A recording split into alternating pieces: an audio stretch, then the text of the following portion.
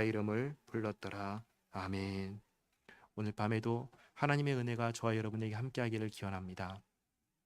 지난주에 아벨과 그의 선물을 받으신 하나님과 가인과 가인의 선물을 받지 않으신 하나님을 보았습니다. 그 내용을 보면서 중요한 것이 뭐라고 했냐면 선물이 아니라 선물하는 사람이다 라고 말씀드렸습니다. 하나님에 대해서 어떠한 생각을 가지고 있는가? 하나님에 대해서 어떠한 태도를 가지고 있는가?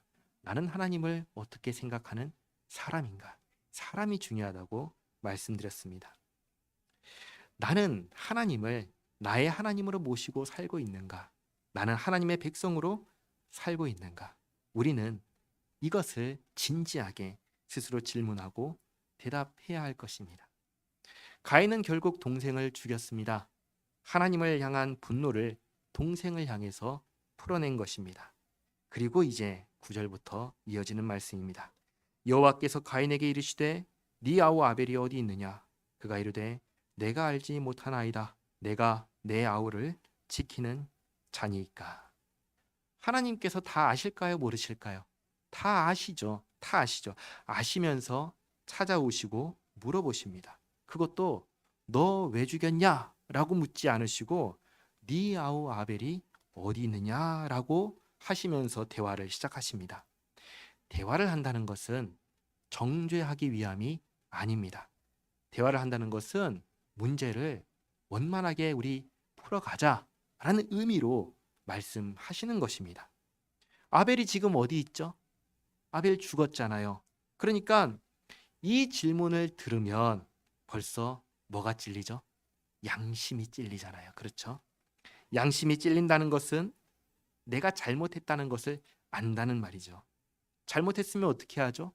용서를 구해야죠. 잘못했습니다 라고 해야 합니다. 그러나 가인은 어떻게 대답을 하지요? 전혀 다른 대답을 하지요.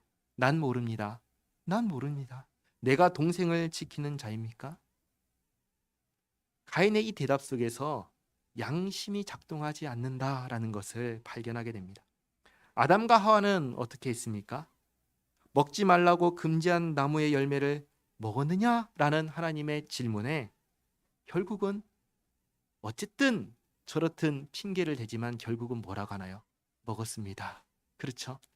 그러나 가인은 모릅니다예요. 사람을 죽여놓고서 모른다고 합니다.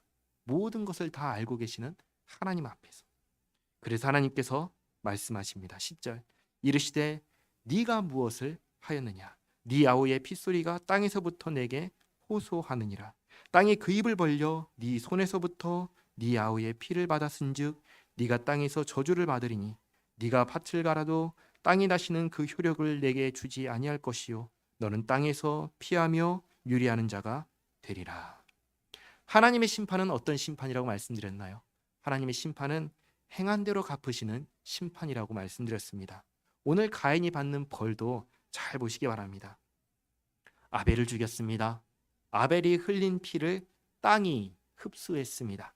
가인은 농부라서 땅으로부터 먹을 것을 공급받아야 되는데 아벨이 흘린 피를 흡수한 땅은 이제 가인에게 먹을 것을 공급하지 않습니다. 그러면 가인은 먹고 살기 위해서 어떻게 해야 될까요? 먹을 것을 찾아다녀야 됩니다. 먹을 것을 찾아다니는 것은 여러 곳을 돌아다녀야 한다는 말입니다. 유리한다라는 말은 떠돌아다닌다라는 의미입니다. 먹을 것을 찾아 여기저기 다녀야 합니다. 하나님께서 가인에게 가인이 받게 될 벌 중에 무언가를 더하신 게 있나요? 없지요. 행한 대로 다 거두게 하신 겁니다. 억울하다고 할 게 있나요? 없지요. 자기가 사람을 죽여서 그 피를 땅이 먹어서 더 이상 땅이 나에게 먹을 것을 주지 않아서 내가 먹을 것을 얻기 위해서 유리하는 존재가 된 거예요. 그 어느 것 하나 더 심하게 주신 벌이 없습니다. 행한 대로 받는 벌입니다. 그런데 이 말씀을 듣자마자 하나님의 말씀을 듣자마자 가인이 뭐라고 하나요? 13절 가인이 여호와께 아뢰되 내 죄벌이 지기가 너무 무거우니이다. 가인의 입에서 무슨 말이 나옵니까? 잘못했다는 말이 끝까지 나오지 않습니다. 죄벌이 너무 무겁다는 말은 내가 한 행동에 비해서 형벌이 너무 과하다라는 말입니다. 그러니까 여전히 가인은 자기 행동에 대해서 당당한 거예요. 사람을, 그것도 동생을 죽였으나 그거에 대해서 죄책감이 전혀 없는 것입니다. 14절, 주께서 오늘 이 지면에서 나를 쫓아내시온즉, 아니죠. 하나님께서 쫓아내시는 건가요? 아니죠. 자기가 범죄한 대가를 치르는 것이죠. 내가 주의 낯을 배웁지 못하리니, 하나님 때문에 내가 하나님 얼굴을 못 봅니다 라고 얘기하지만 가인이 하나님의 얼굴을 보고 싶어 할까요? 가인이 하나님을 하나님으로 인정했나요? 아니죠. 말만 이렇게 하는 것입니다.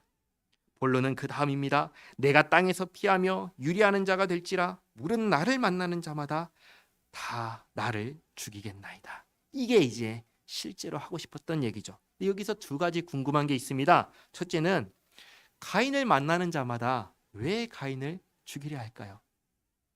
사실 이건 간단합니다. 복수하는 것입니다. 복수. 아벨을 죽인 복수를 사람들이 하려 할 것이다. 그 얘기를 하는 것입니다. 어려운 질문은 두 번째입니다. 가인이 누구를 만날까요? 이것을 우리는 알 수가 없습니다.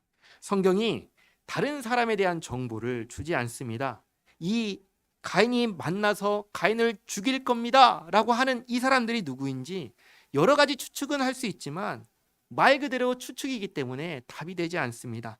우리가 할 수 있는 최선의 대답은 뭘까요? 모릅니다. 여기서는 모릅니다밖에 없습니다. 성경에 기록되지 않은 내용, 하나님께서 알려주시지 않은 내용에 대해서는 우리에게 허락되지 않은 지식으로 여기고 겸손하게 모른다고 해야 합니다. 가인이 하나님께 누군가 자신에게 복수할 것입니다 라고 말하자 하나님께서 이렇게 말씀하십니다. 15절, 여호와께서 그에게 이르시되 그렇지 아니하다. 가인을 죽이는 자는 벌을 7배나 받으리라 하시고 가인에게 표를 주사 그를 만나는 모든 사람에게서 죽임을 면하게 하시니라. 여기 표에 대해서도 우리가 알 수 있는 게 전혀 없습니다. 어떤 모양인지 어떻게 주셨는지 알 수 없습니다. 다만 알 수 있는 것은 일걸 주심으로 또 다른 살인을 금지하셨다는 것입니다. 정확하게는 이런 것입니다. 가인이 아벨을 죽였습니다. 누군가는 아벨의 복수로 가인을 죽일 것입니다. 그러면 또 다른 누군가는 가인의 복수로 가인을 죽인 그를 죽일 것입니다. 살인이 끊임없이 이어지는 연쇄고리를 하나님께서 끊어버리시는 것입니다. 살인을 해서는 안 되고 그리고 사적인 복수를 해서도 안 된다. 그러면 어떻게 해야 할까요? 법을 따라서, 질서를 따라서 하도록 허용하십니다. 이것은 나중에 하나님께서 주신 율법, 레위기와 신명기를 통하여서 확인할 수 있습니다. 사실 가인은 지금 형제를 죽였잖아요. 인류 최초의 살인을 범한 거잖아요. 죽어 마땅한 죄를 범했나요? 아니면 그렇지 않나요? 죽어 마땅한 죄를 범했죠. 그렇죠? 그러나 하나님께서 너 죽어라 하시나요? 그러십니다. 복수로 인한 죽음도 면하게 하십니다. 계속해서 살 수 있도록 하십니다. 이게 뭘까요? 은혜입니다. 하나님의 은혜입니다. 가인에게도, 이렇게 악랄한 가인에게도 여전히 하나님께서는 은혜를 베풀고 계신 것입니다. 우리는 이 사실을 기억해야 합니다. 하나님께서는 하나님을 떠난 자들에게도 여전히 은혜를 베풀어 주십니다. 하나님께서는 죄인을 향해서도 여전히 은혜를 베푸십니다. 그러나 하나님을 떠난 사람은 이 사실을 알까요? 이 사실을 몰라요. 은혜를 받고 있으면서도 하나님께서 은혜를 주시는지 몰라요. 이제 16절부터 24절까지 말씀은 하나님을 떠난 사람들이 만들어내는 역사를 보여줍니다. 16절, 가인이 여호와 앞을 떠나서 에덴 동쪽 놋 땅에 거주하더니 아내와 동침함에 그가 임신하여 에녹을 낳은지라. 가인이 성을 쌓고 그의 아들의 이름으로 성을 이름하여 에녹이라 하니라. 여기서도 가인이 누구와 결혼했는지 알 수 없습니다. 왜요? 성경이 알려주지 않기 때문입니다. 많은 추측과 상상을 할 수 있지만 어느 것도 사실은 아니에요. 성경이 알려주지 않기 때문입니다. 그래서 우리는 정직하게 이 부분에 대해서도 모릅니다 라고 해야 합니다. 가인이 아들을 낳습니다. 이름을 에녹이라고 하였습니다. 그리고 성을 쌓았습니다. 자, 성은 혼자 쌓을까요? 아니면 여럿이서 함께 힘을 모아 성을 쌓을까요? 함께 여럿이서 힘을 모아 쌓겠죠? 근데 이때 함께한 사람들도 누구인지 알까요? 모를까요? 몰라요. 누가 가인과 함께 힘을 모아서 성을 쌓는지 모릅니다. 자, 그런데 성을 쌓고 난 다음에 성에 이름을 짓습니다. 성에 누가 이름을 지을 수 있을까요? 같이 했잖아요. 같이 했는데 같이 한 사람들 중에서 누가 이 성의 이름은 이것이다라고 지을 수 있을까요? 아무나 지을 수 있을까요? 그렇지 않죠. 그들 중에 대표가 이름을 지을 수 있겠죠. 그렇죠? 이름을 지었는데 누구의 이름을 지었다고 하죠? 에녹의 이름을 지었다고 합니다. 에녹은 누구죠? 가인의 아들입니다. 그러면 이 성을 쌓는 일을 한 사람들의 대표가 누구라는 거예요? 가인이라는 것이죠. 가인. 그럼 가인이 이 공동체에 뭐라는 거예요? 왕이라는 것입니다. 왕. 그러니까 가인이 하나님을 떠나서 하나님을 떠난 사람들의 공동체를 형성했는데 그들의 대표가 되었다. 하나님을 떠난 사람들의 대표가 되었다. 하나님을 떠난 사람들의 왕이 되었다라는 것입니다. 그럼 그 나라는 하나님을 떠난 사람들이 만들어낸 공동체는 어떤 성격을 가질까요? 그것을 이제 알려주는데 18절 에녹이 이랏을 낳고 이랏은 무야엘을 낳고 무야엘은 무드사엘을 낳고 무드사엘은 라멕을 낳았더라. 가인의 족보입니다. 한 가문의 흐름을 보여줍니다. 가인을 1대로 계산하면 2대 에녹, 3대 이랏, 4대 무야엘, 5대 무드사엘, 그리고 6대 라멕. 가인의 6대 손 라멕입니다. 후손을 쭉 나열하다가 라멕에서 멈춥니다. 왜 멈출까요? 이 라멕 때에 하나님을 떠난 사람들의 성격이 어떤지 분명하게 나타나기 때문입니다. 첫 번째 성격 뭘까요? 19절 라멕이 두 아내를 맞이하였으니 하나 이름은 아다요 하나 이름은 실라였더라. 첫 번째로 나타내는 성격이 뭘까요? 결혼입니다. 결혼. 몇 명의 아내를 맞이했다고 하죠? 2명이죠. 2명. 하나님께서는 몇 명의 아내를 두라고 하셨죠? 1명입니다. 1명의 여자와 결혼하여 가정을 이루라고 하셨는데 벌써 라멕 때에 이르러서 보니까 뭐가 드러나요? 하나님의 뜻과는 전혀 다른 자기 뜻대로 가정을 이루기 시작합니다. 그렇죠? 두 아내를 맞이합니다. 아다와 실라입니다.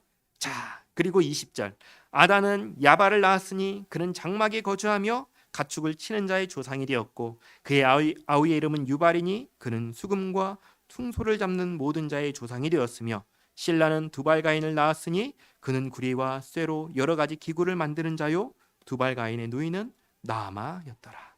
라멕 시대에 이제 문화가 생겼습니다. 하나는 가축 치는 일입니다. 목축업이죠. 다른 하나는 수금과 퉁소를 잡는 일입니다. 예술이죠. 그리고 마지막으로 구리와 쇠로 여러 가지 기구를 만드는 일입니다. 기술이죠. 하나님을 떠났다고 해서 원신처럼 사느냐? 그렇지 않습니다. 여전히 하나님께서 은혜를 베푸시기 때문에 일반 은혜를 베푸시기 때문에 그 안에서 문화를 발전시키며 살 수 있습니다. 그런데 문제는 그 다음 이야기입니다. 23절 라멕이 아내들에게 이르되 아다와 실라여 내 목소리를 들으라. 라멕의 아내들이여 내 말을 들으라. 나의 상처로 말미암아 내가 사람을 죽였고 나의 상함으로 말미암아 소년을 죽였도다. 가인을 위하여는 벌이 7배일진데 라멕을 위하여는 벌이 77배 이리로다 하였더라. 이걸 뭐라고 부르냐면 라멕이 부른 노래, 칼의 노래라고 부릅니다. 라멕이 자신의 두 아내를 부르며 노래를 합니다. 노래 내용은 간단합니다. 소년이 내게 상처를 입혔다. 그래서 내가 그를 죽였다. 살인자 가인도 아무도 해치지 못했듯이 누구도 나를 해칠 수 없다. 이걸 노래하는 거예요. 다르게 말하면 뭐예요? 나는 사람을 죽여도 괜찮다. 나는 내 맘대로 해도 괜찮다. 그 누구도 나에게 해코지를 할 수 없다. 왜요? 왕이니까. 왕이니까. 하나님을 떠난 사람들은 하나님께서 베푸신 은혜를 왜곡해 버립니다. 사람들이 가인을 죽이지 못한 것은 하나님께서 사적인 복수를 막으셨기 때문이지 가인이 위대해서가 아닙니다. 그리고 가인을 죽이는 자를 벌을 7배나 받는다라고 하신 것은 하나님께서 가인에게 베푸신 은혜였습니다. 그렇죠? 그러나 하나님도 아닌 라멕이 스스로 나를 위해서는 벌이 77배일 것이다 라고 외치는 것은 뭔가요? 교만입니다.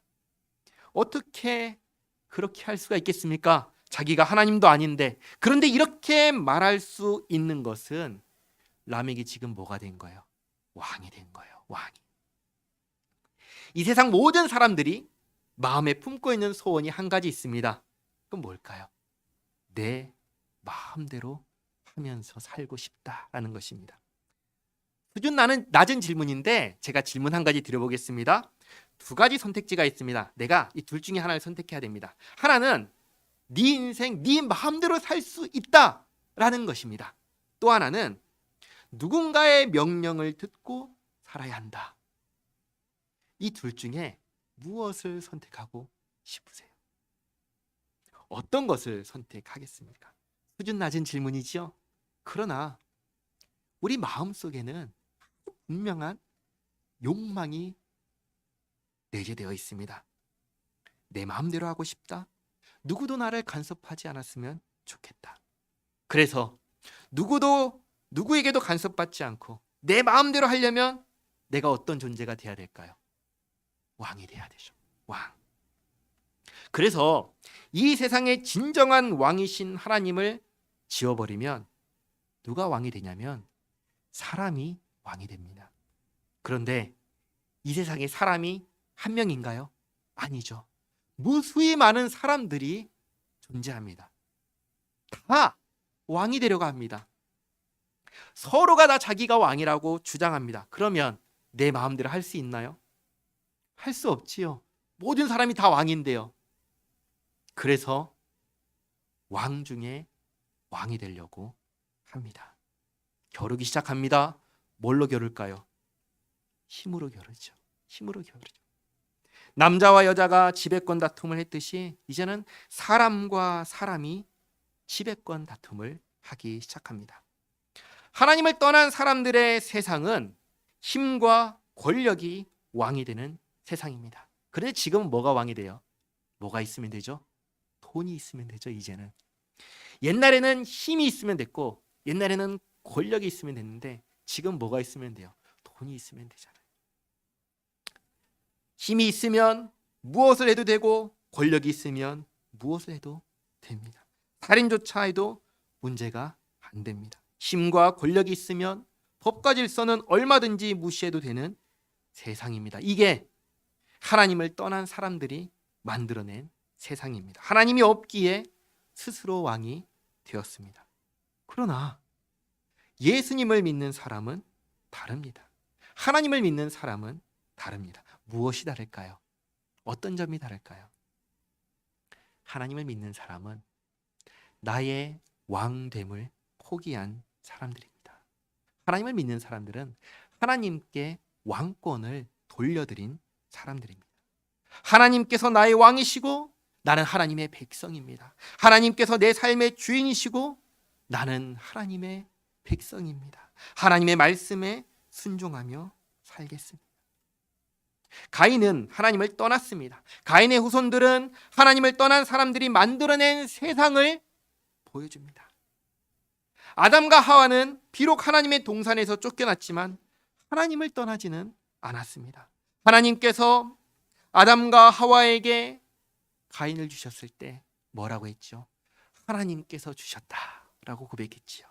또 아벨 대신에 또 다른 생명을 주셨을 때 그 생명을 두고도 이렇게 얘기합니다. 25절, 아담이 다시 자기 아내와 동침함에 그가 아들을 낳아 그 이름을 셋이라 하였으니 이는 하나님이 내게 가인이 죽인 아벨 대신에 다른 씨를 주셨다 함이며, 셋도 아들을 낳고 그의 이름을 에노스라 하였으며 그때의 사람들이 비로소 여호와의 이름을 불렀더라.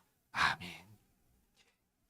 예수님을 믿는다라는 것은, 하나님을 믿는다라는 것은 하나님께서 내 인생의 주인이시다라고 고백하면서 산다는 것입니다. 이 고백이 우리에게 있기를 바랍니다. 그리고 정말 주님과 함께 살아가는 우리 모두가 되기를 바랍니다.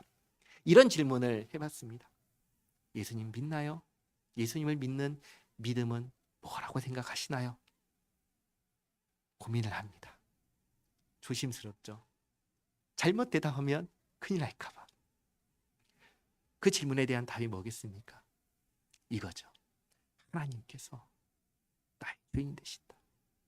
내 인생의 주인은 내가 아니라 하나님이시라고. 그래서 이제는 내가 아침에 눈을 떠서 잠자는 그 모든 시간까지, 아니 잠들고 나서 그 다음날 아침에 일어나는 그 순간까지 내가 내 인생을 책임지는 것이 아니라 하나님께서 책임지시고, 그리고 사나 죽으나 하나님께서 인도해 주실 것을 믿으며 사는 것, 이게 신앙입니다. 우리의 인생을 진정으로 하나님께 맡기고 하나님을 의지하고 살아가는 우리 모두가 되기를 바랍니다. 기도하겠습니다. 하나님, 오늘 하나님을 떠난 인류가 만들어내는 세상을 보았습니다. 왕이신 하나님을 떠났기에 스스로 왕이 되어버렸습니다. 그러나 참된 왕이 아니기에 결국 멸망으로 가는 인류의 역사를 깨닫습니다. 그리고 하나님을 떠나 멸망한 우리에게 베푸신 구원의 은혜가 얼마나 크신지 깨닫습니다. 하나님, 하나님을 떠난 우리에게 찾아오셔서 모든 대가를 지불하시고 다시 자기 백성 삼으신 하나님, 이제 하나님께서 나의 왕, 나의 주이심을 고백하며 하나님의 백성으로 살게 하시니 감사합니다. 이 땅 가운데 우리를 구원하신 하나님의 은혜를 드러내며 주님의 영광을 위해 살게 하옵소서. 예수님의 이름으로 기도하옵나이다. 아멘.